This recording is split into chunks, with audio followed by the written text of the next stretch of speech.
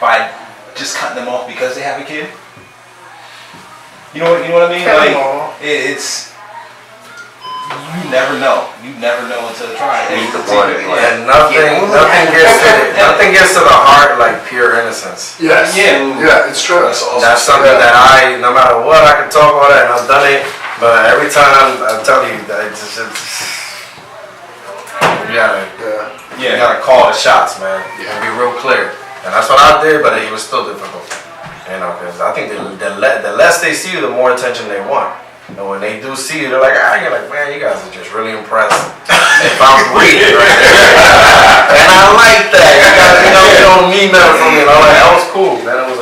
But it wasn't, I have to tell you, like, you talk about that clarity, that struck a chord. And I think too, like, you look at somebody's intent. Like, I always try to, in a relationship, in any relationship with anybody, trust the goodwill of that person. Yeah. If you pick this person, then hopefully you picked well, and they have good intent. So if Sarah, my wife, would try to discipline or interact with my kids, then I have to trust your intent. Your ways could be different, but I trust your intent. And as long as you can clarify that intent and be consistent with that intent and talk to the kids about it, it goes a long way. It really does. It does help when, I'm sorry. Go ahead. It does help when, because I'm a stepfather, because my partner has a son, you know. It does help when your spouse who has the child actually accepts the way you think and accepts your... Or tolerance, of how you feel a child should be raised and stuff like that. That does take a big part of it. Yeah. I know some of the relatives on his side, it's like, for instance, his nieces are remarried, and like, oh, they're my kids, I'm going to correct them, you don't.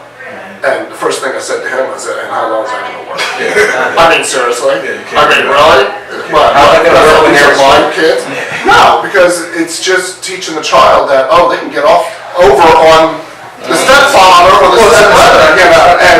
I've seen this happen in marriages where biological parents. Yeah. Like, so we can't be naive to think that, like, in relationships, men and women have kids, and they'll undermine each other right in front of each other, and now the kids are doing the same thing in the same house, like playing both sides. So, like, what is it like, or what do you want it to be like being a parent? Like, when I look at, like, me being a parent, I have so much fun. I know I'm a little ADHD, right?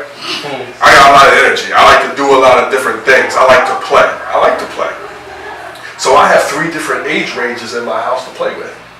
My daughter 15, my son 12, my other son 7. Like, it's so much fun in my house, and I like that, and I like the conversation. I like moving quickly. Now, sometimes the schedule, everybody know what the schedule is, gets a little overwhelming. But being a parent, I feel like for me, is the most rewarding thing that I can do. Like, you talk about putting your resume out there, like, I made you. And you are now doing this and being like this and have your own life. You're a little person. So, and when you're living good and doing good, and I hear my sons and my daughter talking about M.E.N, can I wear my M.E.N shirt? Or, Dad, you could do this. Or, here's a quote you could use. Like, wow. That's a good feeling.